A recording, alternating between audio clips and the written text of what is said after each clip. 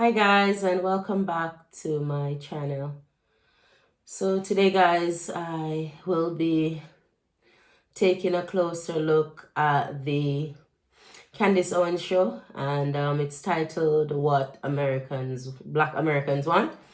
But I'll just take that to a wider spectrum, i.e. what do Black people want all over the globe. All right, so I listened to her podcast this morning, and I listened, and it was quite, was very informative, and I was definitely gonna come with a review slash, response, just to take a closer look at some of the things she has addressed and how important or vital these issues are. So, before I continue, I must say that I do recommend you guys, follow Candace Owens, because she has a lot to say, and she is well versed in her delivery. She's a very good speaker.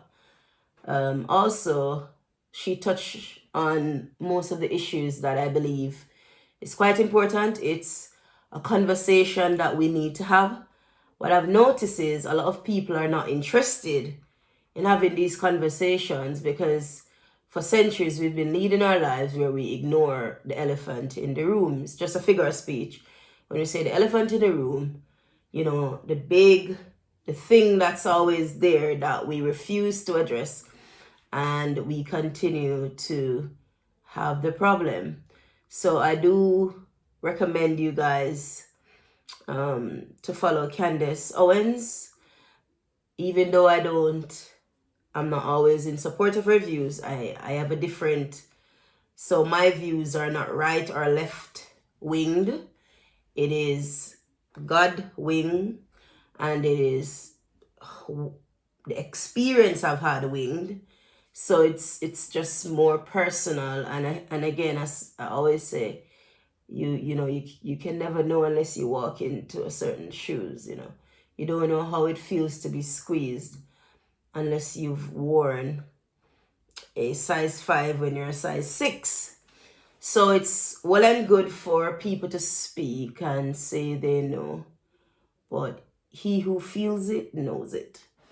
So as much as I agree with Candace's point of views, and I believe that she's bringing to focus some issues that really need to be brought to the forefront, some issues that are vital in us as a community, us as a world. But the reason why I don't speak about the world, I pinpoint mainly in the Black community, because if you look at what's happening in the world, it's mainly the Black community that is so self-destructive.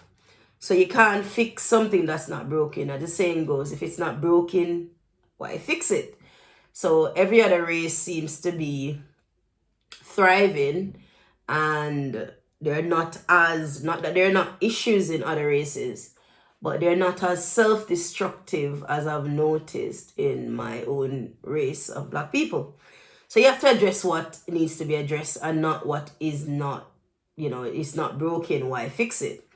But again, if we remedy some of the problems, if we sift through some of the issues that is causing this reoccurrence, then obviously if we can fix the part that's broken, then we can mend the whole piece. So guys, I have a really interesting discussion to go through with you. Again, I know a lot of people, this is not for you, but I think these issues are vital to address. They're very important. So I will be playing Candace Owens podcast. It's about 17 minutes, guys. Bear with it. If you've watched it before, then you can skip through the podcast and then go straight to my feedback. But if you haven't watched it, I recommend you watch this. A lot of people, we think this is not affecting us. This is our problem. And we need to get involved. We need to get interested in social issues, because even though it's not at your doorstep, It will come, and it's only gonna get worse. So guys, I know some people find it boring to listen to these things, but again, it's vital, it's important, it's necessary for us to address these issues. This is why I have to commend Candace. As much as I'm in opposed to her views, I will commend her because she's bringing things to the forefront that so many people were afraid to bring to the forefront. And again, because everybody is so politically correct, it's not brought to the forefront. But these are issues that it was the elephant in the room, and it doesn't get as much broadcast as it should, because these need to be addressed. And again, most of these issues, when they get addressed, it helps to develop our community. So guys, I will be watching Candace Owens' podcast on what do Black Americans want, but I'm broadening that title to what do Black people want, all over the world, because I don't think this is just an American issue. I think this is a worldwide issue where the Black community is concerned. So I'll be broadening that, and I'll listen to every word she says, because I'm not going to give her feedback unless I've listened to what exactly she's saying. So even though in before, like in previous videos, I was opposing to her views, but I've always stuck to the point that she has a point. I've always said that, yes, I don't agree with, her right or left-wing views, whether it's her or whomever, but like I said, I'm God-winged. My views are God-winged, and also I've lived this winged views. That's where I'm coming from. So even though I may not agree with some of the things she says in her previous videos, I always pointed out that I believe that, she's bringing issues that is necessary to be brought to the forefront. It's not what she did, it's how she did it, and her ideas may not, I oppose to them. But guys, let's watch this video, and I'll come back to you with my response, my review. I'll come back to you with my take, as I like to say, my 2 cents on what she said, and if I agree or disagree based on what she said, and I'll explain, where it is that my views and where I'm coming from. But guys, I think you should definitely watch this. So watch this. I'll be right back to give my response. Something like a stream of consciousness? Yeah. I can say I was just giving you guys my stream of consciousness here. Okay, ready? All right, guys, we are rolling into a different type of a segment here on the Candace Owens Show, the first of its kind, where I just want to give you guys my thoughts on what is going on today in this political climate and in this social climate. A couple of weeks ago, I posted a video on Facebook, which got a lot of traction, over 100 million views in just 1 week, and was shared across the world's many different languages, in which I discussed the Black Lives Matter movement and why I was disagreeing with the mainstream narrative, particularly the one that was being produced surrounding the George Floyd killing. Now, I want to be extra clear here again, as I was then. George Floyd did not deserve to die on that day, and I think everybody in America agreed. There was not a single person that was defending Derek Chauvin. But what I was questioning beyond that was just the narrative that this person was a good individual. I was discussing the tendency in Black America for us to uplift criminals, to pretend that they are heroes and martyrs when they die at the hand of white individuals. And I was discussing George Floyd's record, his own lifestyle of terrorizing the Black community, a man who had spent 9 different stints in jail and in prison. Of course, many people around the world thought that this video was something that should be discussed and should be debated, and other people were completely outraged. Tons of reactions, some good and some bad, some in between maybe. Probably the biggest reaction, or the most well-known person who reacted was, of course, comedian Dave Chappelle.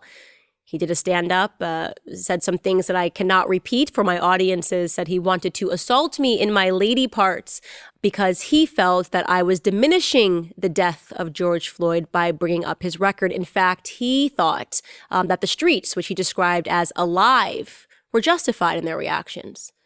He was basically offering an excuse for the rioting and the looting that we're seeing. He's saying the streets are finally responding in the way that they need to respond. Well, let's just look at Black history to see if the streets responding and the streets being alive with rioting and looting in their own communities has ever served us. Where have we seen this before in Black America? Talk about the mid-1960s, the riots in Chicago, the riots in Detroit, where Black Americans upset about race issues, burned down their own neighborhoods and rioted. And what was the conclusion of that? Well, the conclusion, of course, was that naturally, the once flourishing cities, the automobile industries that were flourishing in Detroit and Chicago, they picked up, they packed up, and they left. And they depressed those neighborhoods. You want to know why Detroit looks the way that it does today? Why Chicago looks the way that it does today? Why Black Americans struggle in those inner city communities today? Well, it's because they chased out the business owners who said, there's no point for us to be here if this is how our businesses are going to be treated. They took the jobs with them. They took the economy with them. And what we see today is the consequence of that. So we're going to repeat all of that. And it's been endorsed by Dave Chappelle because the streets are alive. Black America is alive with anger, even if that anger, as we're seeing today, is not exactly justified. It's been just a few weeks since the horrific death of George Floyd, and we are seeing a new story come to light. This is the killing of Rayshard Brooks, and I want to pause and talk about that particular case. First and foremost, when I first heard about it, it was on the internet, it was on Twitter, and people were outraged.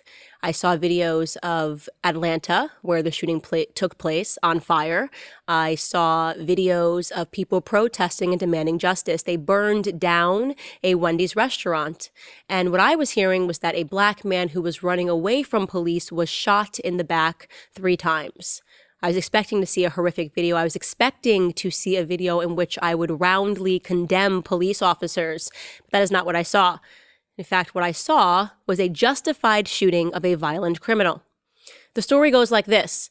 Somebody who worked at a Wendy's called 911 because a man who was intoxicated was blocking the drive-thru because he was asleep in his car. When the police officers arrived, they had difficulty waking Rayshard Brooks up. And when he finally came to, they asked him if he needed medical assistance. At that point, Rayshard came out of the car and they began to execute their arrest.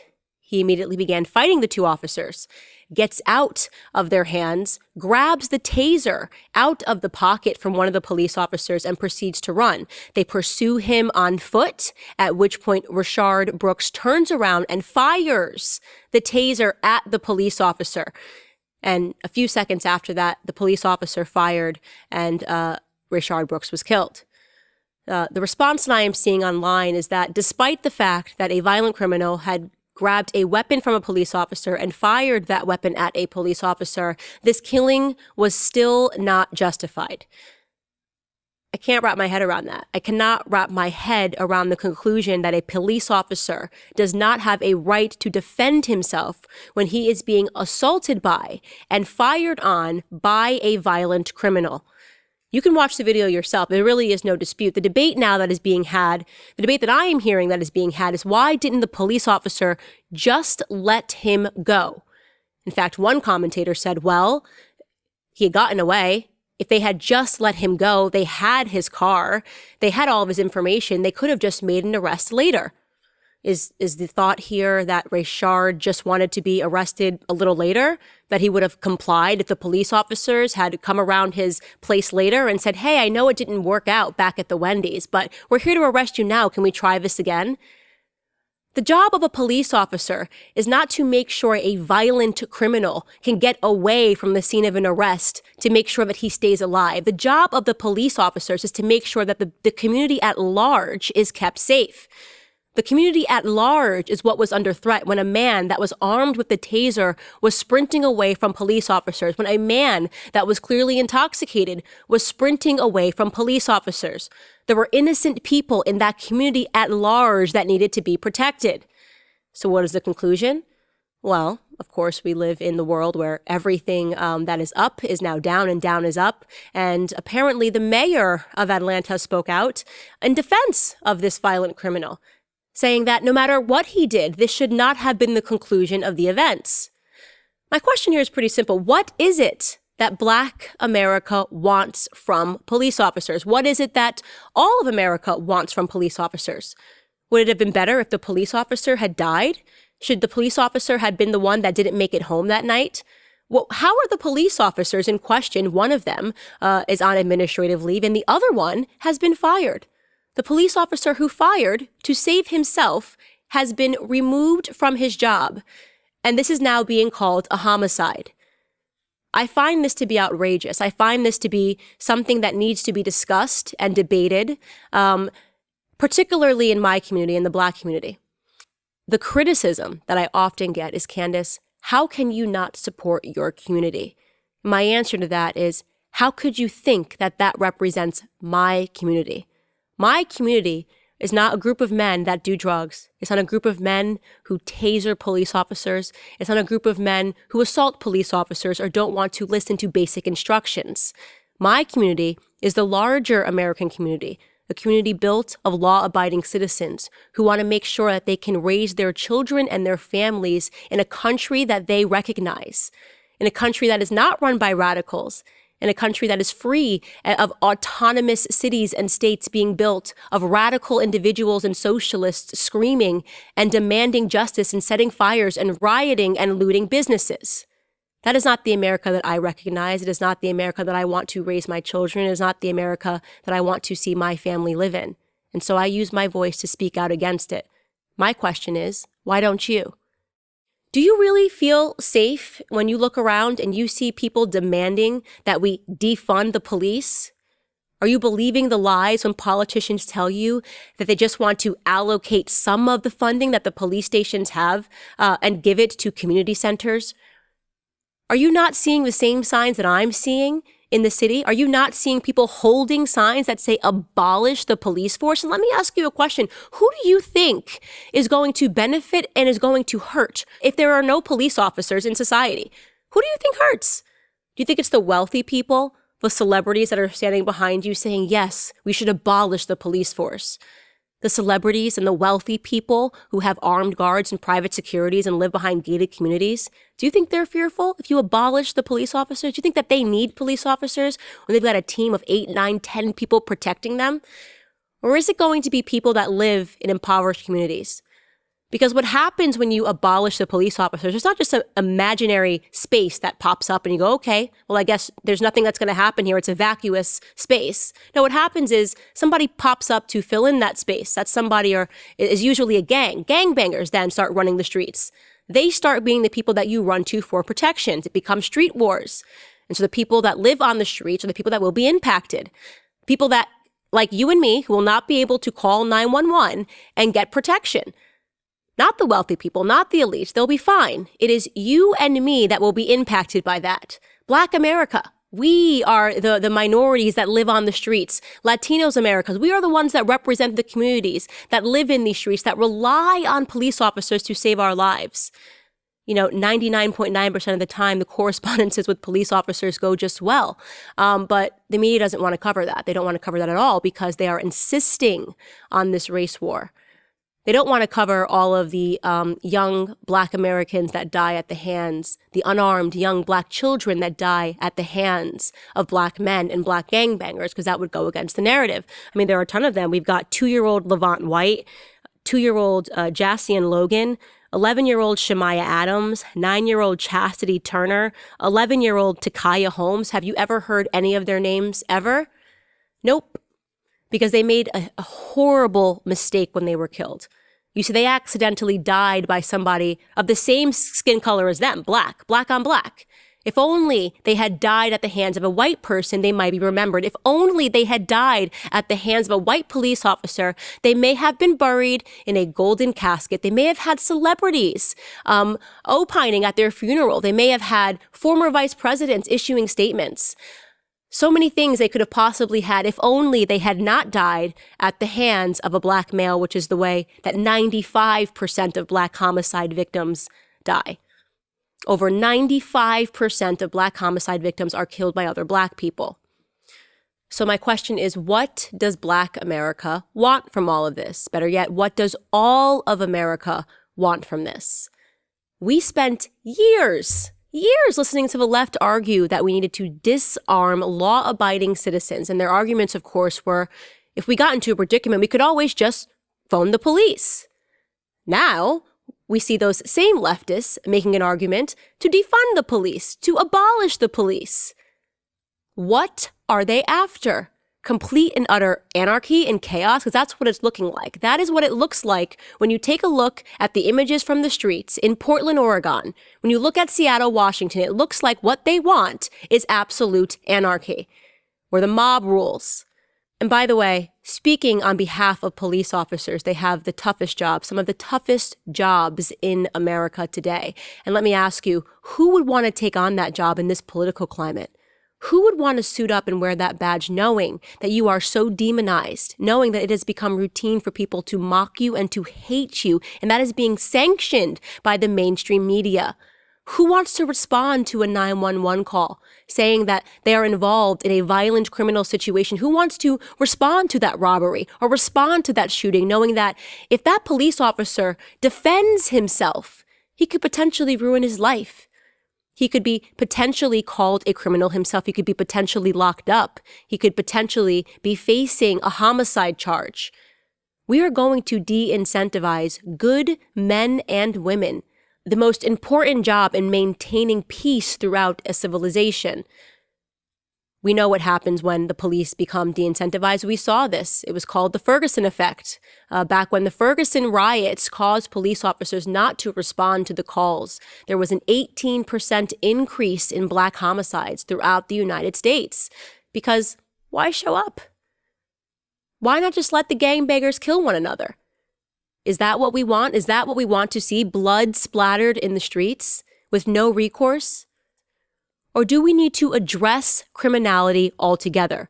Should it be the criminals that get into trouble? Should we stop protesting on behalf of criminals that get into trouble?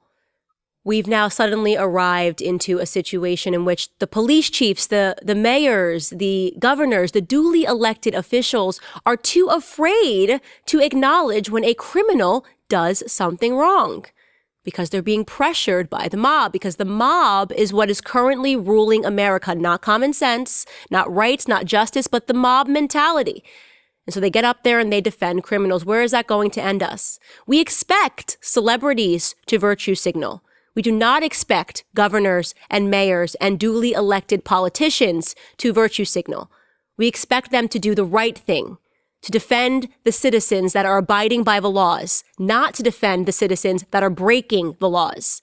So in this message, I'm just asking to Black America, what is it that we want? We can't pretend that what we're looking for is equality. We're not looking for equality, right? We had equality. We got bored with equality. Now we want something more. We want to be treated differently. We want special privileges. We want black privilege. We're accusing people of wanting white privilege. We want special privileges. We want to be able to fire at police officers, to assault them, and to make it home, and to tell police officers, maybe try later. Maybe later I want to be arrested. What we want is to have absolutely zero personal responsibility. We want to be able to point to the white boogeyman for all of our problems and all the circumstances that we are in. I'm willing to admit that. I'm willing to admit that that is the natural trend that Black Lives Matter has gone into. It's not about unarmed black men anymore. It's about armed black men being protected now. It scares me to think about the direction that we are heading towards. It really is, because I don't see a way in which we can reconcile our differences reasonably. If we don't have enough voices admitting that we have a problem in Black America, we have a culture problem. We have a culture problem that is being fostered by a media which coddles us. And if we are no longer able to discern between what is right and what is wrong, Yeah. there's no hope. I hope you guys gathered all she had to say. Quite powerful words, most of which I am in agreement with. But I just want to point out some things before I address the things that Candace said. So, first and foremost, total agreement with the points she raised. Yes, there's an issue. So I've never disputed that there is an issue. I've always been on the side of she's right in one sense, but it's just her approach and her viewpoint. So, you know, they always say everything is not just black or white. For example, I believe that, and I have a favorite, one of my favorite YouTubers that I watch quite frequently, and he was pointing out about rehabilitation and how the system doesn't really give second chances.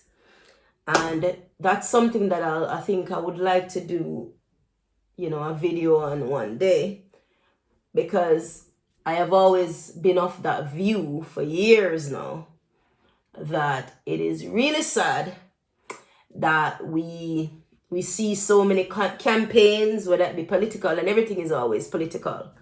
But again, I am neither right or left-winged. I am God-winged. I've lived it winged. I am speaking from personal experience, and who feels it knows it. And also common sense. And also I've read books, but again, it's man that writes books. So, but it's mainly within me, instinct rather than emotion.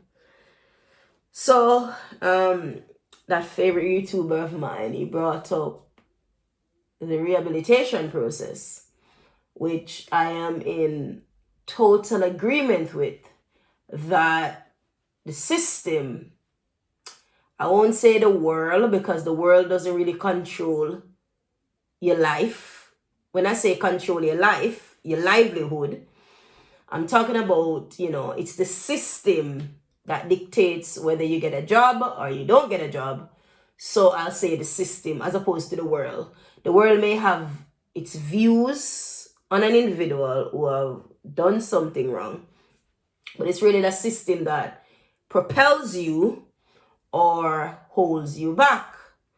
So I said all that to say this, that it is true that we hear so many political parties talking about they want quote unquote crime to end, and they want a system, a peaceful nation, but we continue to see the problem. We continue to see where the problem is coming from, and it goes back to forgiveness. Once you've done wrong, you're cooked. Some people, they've committed one offense, 2, 3. Doesn't matter. You've committed one offense. Let's talk about one offense. You've committed one offense and the system doesn't forgive you. That's on your record, and you have to live your life, not being able to get a proper job because you're being thrown out there. So most times you're just left to do what you have to do to survive. But that's another story. And don't get me wrong, I've always said this. I am not condoning or supporting or encouraging or making excuses for bad behavior. I'm just pointing out the reality of life. Now, going on to Candace, right? She's spoken about what Black Americans want. But like I said earlier, I'm focusing on what do Black people want. Because I believe America is no different, because you see the same thing happening in America. We see it happening in Jamaica and all over the world. It's even happening in the UK, all over the world. Some places are more televised. That's the thing. That I think that's what people misunderstand. Because before I came to the UK, I didn't even know that you could hear gunshots, in the UK. But again, because it's not televised as much, but we see Jamaica or America, and the crime is more televised, it sells, so it gets brought to the forefront more. Now, Candace spoke about what do Black Americans want, and she pointed out the George Floyd thing again, and how she's not saying that he was supposed to be murdered, but that he was a criminal.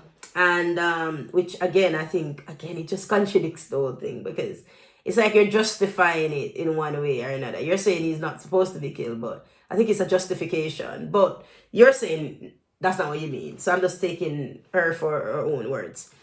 And she spoke about that, and she spoke about Rashad, I believe, who got killed by the police. And she spoke about Rashad being a criminal. And there's protests and so on, how the police is doing their job and what they expect the police to do because he tasered and so on.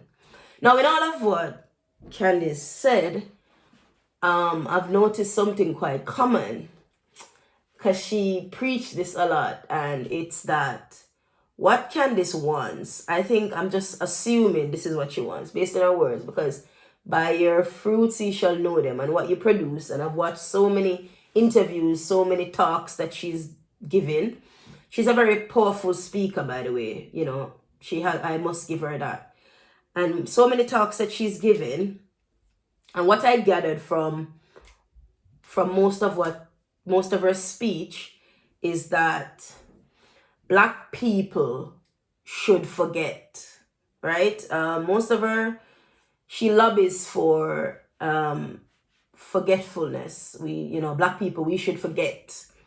Yes, slavery happened, because I think she did this speech on being attacked herself by a phone call, and she felt like a victim, and how she was being racially attacked on the phone, being called the N-word, and how that affected her, i.e. she developed anorexia, and how she had to, quote unquote, get herself out of the victim mindset in order to move forward. Now, so what I assume is that she is, and I've noticed in many of her speech, she's alluding to the fact that Black people play the victim. And she also said some powerful stuff in this podcast. She said that what more do Black people want? And that Black people has now been given equality, and what more do they want? Now they want to have Black privileges. It's disheartening, guys. It's disheartening, because, well, you have a lot of people that are educated, but, as the Bible would say, you can't be too heavenly minded that you're no earthly good. And it's really sad, because I agree with what she said, but it's her ideologies that really throws me off. It really opens up a can of worm that, and of course, it's not really been addressed, but it just shows you the mindset that we have. And it also comes down to us, because I remember when I just joined the military, and I wanted to be politically correct, because if you see racism take place and you call it out, then you're put in a category of, you're bringing this negativity, and no one likes you, because they're like, oh, you're accusing people of being a racist. Even if the racism is right in your face, you would have to keep your mouth shut, because you don't want to offend people. So I have been in that place before, and I think Black people, we tend to do that. We tend to accommodate for bad behavior. When I mean accommodate, I honestly think that most of us are nice people, and we just don't want conflict. So I get where Candace is coming from, where she wants equality, and that's what I want too. Don't get me wrong. But wanting everyone to be treated, which that's what I think that's what black community is fighting for anyway.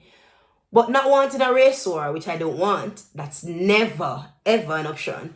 That's just sheer ignorance to do that. Wanting peace, wanting to all of us to live as one is one thing, but it doesn't take away from the reality. And in life, you have to always look at what's in front of you, not what you want, but what's in front of you. But I clearly see that Candace failed to see what's in front of her. And what keeps happening is she is making an assumption based on her experience.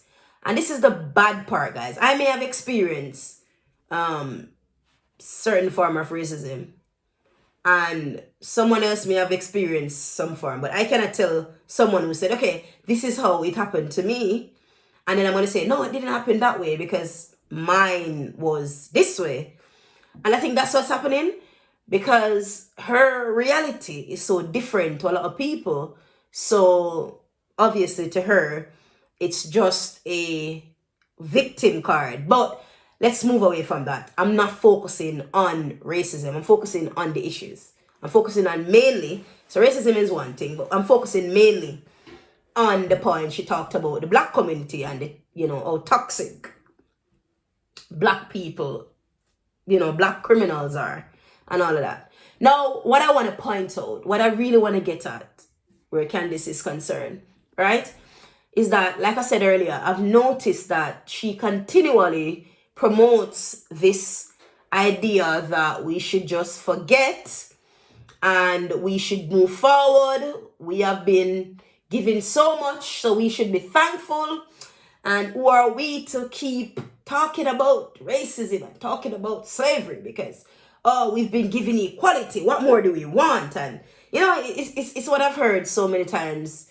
You hear it, back in the days before things improved, when you used to have white people. And I'm not talking about just every white people. I'm talking about those who have that belief that black people should be grateful, that we should be thankful for the fact that we're no longer enslaved, that we should be thankful that we're given the opportunity to ride on a bus with everyone. We should be thankful that we're able to go to school with everyone. We should be thankful for the fact that we're able to own homes. So we just should be thankful. And guess what? Be thankful. And if under the rug, right? If at my job, if at your workplace, someone makes a racist comment, or someone treats you less than, or someone stereotypes you, or someone stares at you when they see you come into a building because they think you're coming to rob it, then, that's nothing, because just be thankful.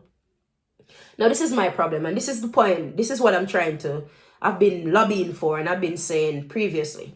Now, we have the Windrush, we have the British Empire.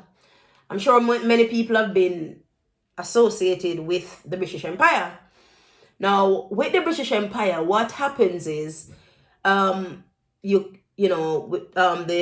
empire colonized so many countries, and what we see happening is those that have moved away, i.e. gained independence from Britain, they have requested compensation. And we've seen where even Jamaica is requesting that compensation. So you must have known about that. Now, so this is what I'm saying, right? Yes, slavery has gone. Yes, we've been through what we've been through. But it doesn't help. It doesn't make sense to just point out that we have come a far way. It doesn't help to talk about how these men that have died by the hands of the police, their criminal record is long as Chicago. Their criminal record is long as Chicago Road. That doesn't help. What I'm trying to say is that you cannot forget where you're coming from in order to know where you're going. You need to know where you're coming from in order to know where you're going. And all I've been saying this, I've been drumming this. And I know I've just started YouTube and I keep saying this, but everyone starts somewhere. Everyone gains a voice. And I don't care if I get 200 views. I will make my voice be heard, and hopefully someone hears what I'm trying to say. Hopefully someone gets my point of view where Candace's point of view is concerned. All I'm saying, guys, it doesn't make sense. You talk about the criminals and all of that. That is not going to make a difference. You cannot talk about one without the other. And I've been trying to reiterate this over and over and over again. You're talking about individuals' behavior. And I'm saying, and how you talking about it? Oh, Candace is talking about it. It's like these black men just got up and decided to be this toxic. Clearly, the black community is toxic.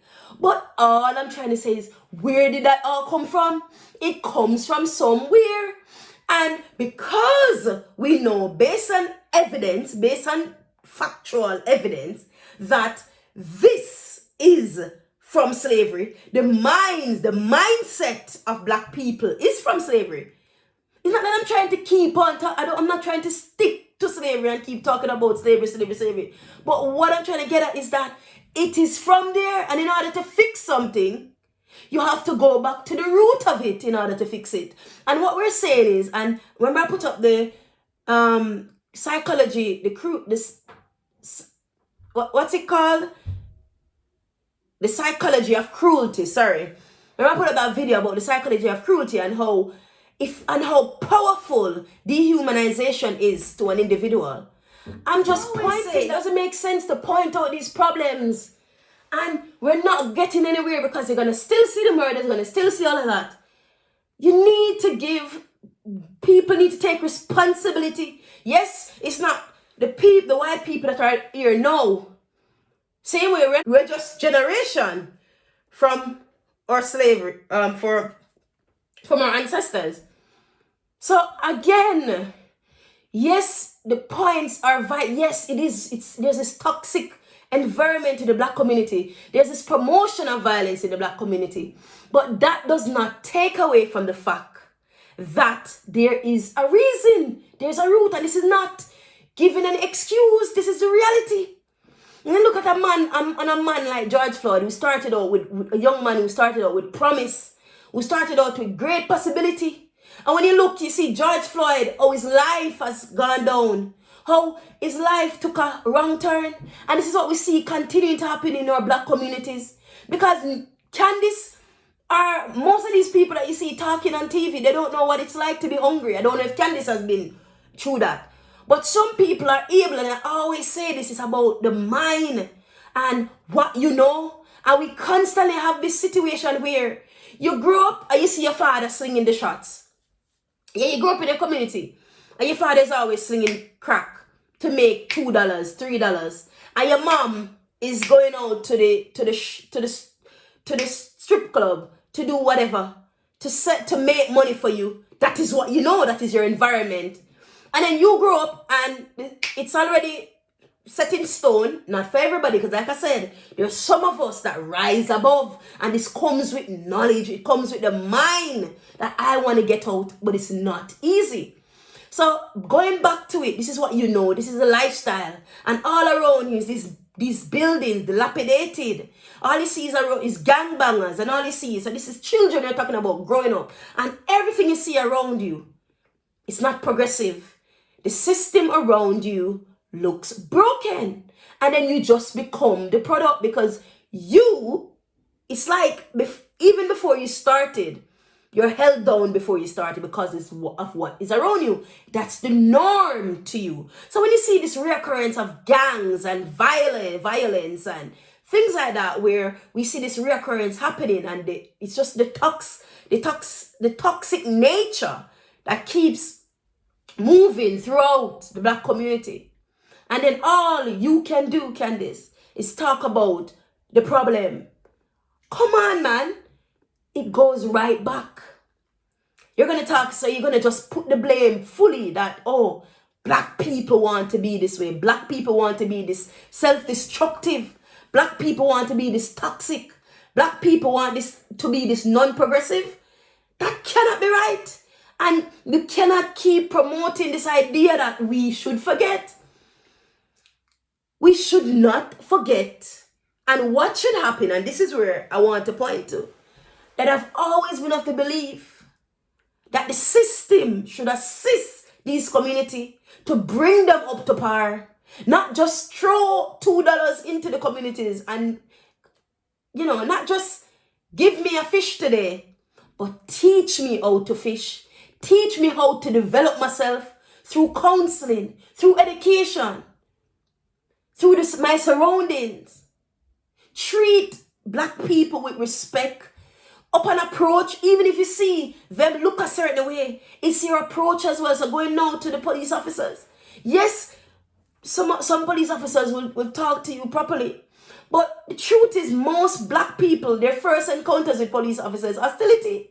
Because the first thing a police officer is coming up to you, they're not speaking to you with respect because you're Black. Because the individual might look a certain way. The individual might have a hoodie up. The individual might have his pants down below his trousers.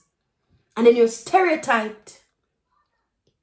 Right? And this is what happens. And if the police officer is coming with hostility, if you're going to give something, you're going to get it back. So the individual is not going to be cooperative.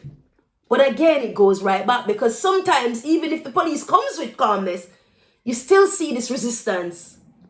So again, I'm just pointing out, we have to go back to where this toxic behavior came, where the Black community don't even have self-love, self-pride, self-admiration. And it goes right back to the plantation. So in order to fix the problem, we have to uproot that mindset, the dehumanization of the Black culture. How can you expect any other result from Black people? How can you expect any other result when they're stuck where they started? They have not moved from that mentality. Look at a Black person that comes out of the inner city and look at the difference. Look at how their life flourishes more. The mind has been open. So this is what I will continue to preach, is that we cannot forget about where we're coming from. And I don't think Black people are playing no victim. Because if you ask most Black people, they would not say they are victims. I just think what it is just this fight against the system. Because again, when you poison the apple, do you think you're going to get that poison out? The Black community has been poisoned against the system, because now it's a little better, but especially even after slavery, when you can't even get a good job, when they discriminate you based on your address, when they discriminate you based on how you look and all of that, it's still embedded. If you poison the grape, then the whole tree. You poison the tree, then the whole grapes is going to be poisoned. You can't expect a different result, because the whole concept has been poisoned. The relationship between police and the Black community. Also, not only police, just the system in general. Black people have been burnt by the system, so they don't trust the system. So what we have to do is develop that mind. Develop the mind. Invest. And this is what I think. If the system, if those in power, those above us, who really wants to help the Black community, invest. I'm not talking about just the corruption and all of that happens, where too money comes thrown in and then nothing gets done. You get 2 walls built and then teach people to fish. Provide better infrastructures. Invest in the community. Invest in the young people. And then we'll see this decreasing. Change the mindset. Have to target the minds of Black people. Treat them with respect. Treat them the way that any human being would want to be treated. Because let me tell you something. You know many times I've been in the communities where you just go up and you treat a young man. A young man he's slinging the gun and he's doing stuff. And you just go up and treat him, especially if you're driving a nice car, and you talk to them softly, talk to them like a human being. You see the reaction, I'm telling you. You can't fight fire with fire. And I don't think, and I just have to be fair, I don't think this is necessarily totally down to Black people playing the victim. I just think that there's a real problem that exists. And we've seen it that Black people are not normal. Black communities, it's toxic. And you can't just blame that solely on the Black community. It's coming from somewhere. And it comes right back to the dehumanization. And it will continue, as I said, and continue unless we change that, target those behavior. That's the only way. Through the mind, through education, through improvement of surrounding. Because you become what you see. Most times. It's like if you improve, if you take, it's like you take a pig out of the mud and you show them something cleaner. There's no mud for them to play into. And then they start to think clean. It's psychology. It's psychology, and I'm telling you it works. Change the environment that they live in. Improve these environments. And you'll see better result. Education, counseling, targeted groups. It's not going to be easy because, again, it's embedded dehumanization. But that's the place to start. So it doesn't make sense to point out the problem constantly. You know, what are you doing, Candace, to make a difference? Oh, you're going to say that doesn't represent your community because you live in the affluent part of America. It doesn't represent your type of Black people. But what about the Black people that are so toxic? Are you saying we should forget about them? Are you saying we should just close our mind and turn our backs on them? Are you saying we should just treat them like degenerates? Are you saying that we should just treat them like nothing and throw them away and then live our lives? So get rid of all of those toxic Black people and then live our lives. Because they're the problems. Because I wonder too. I've always wondered. You know, why do some men fight back the police when they know sometimes? What do you expect? Again, the mind. Black people. Mentally. And I'm talking about the toxic parts of Black people. Because most Black people have risen above, educated themselves, come to the realization and try to improve themselves as a person. Self-development. But I wonder too, we see this reoccurring. So in order to change that, so I'm not for violence. I'm not for supporting wrongdoing. I'm not for supporting criminals. I am not for none of that. And I'm not for attacking police. I'm not for tearing down police. What I'm for is a society that affords Black communities the same opportunities that every other race has. I am for a system that brings the Black community up to par, up to the level that every other community is at. Because Black people didn't get here on their own. Black people didn't get this toxic because they're just born toxic and they're just a toxic race. And again, I'm not making excuses. This is just the facts. That accountability needs to be had. And like everything else, Black communities deserve that attention. Not Black privilege. This is not about Black privilege. It's about righting a wrong. It's about righting a wrong. I don't want to say payback because I don't believe, not about payback. It's about righting a wrong. You know that a certain race has been deprived of certain things, opportunities, benefits, and they're now getting it. But then they're far behind because everybody else is far ahead. Invest more, man. Do more because they need more. It's like my mom always said. I pay attention to your younger sister, not because I love your younger sister more than you, but because your younger sister needs more attention. She's not mentally up there. She's not mentally capable of looking after herself or making right decisions. So that is why I am always looking out for her. So guys, that's my take on the whole situation. But as always, guys, thank you for watching. And I really hope that something can be done. Because guys, we need to be moving forward. You know, we're just saying the same thing over and over and the same result. We need to be implementing change. And it starts from us, guys. And I've said this, starts from the home, education. It starts from there. So guys, as always, thank you for watching. And I really hope you have a wonderful day. And that's just my take on all of this, guys. Like the video if you like the video. Share. Subscribe if you want, because at the end of the day, people will subscribe to what they feel they want to subscribe to. And guys, leave a comment, leave your comments. What do you think on what Candace says? Your views, whether it's opposed to mine or Candace, it's welcome. So guys, as always, you have a wonderful day. Until next time, Godspeed. Bye.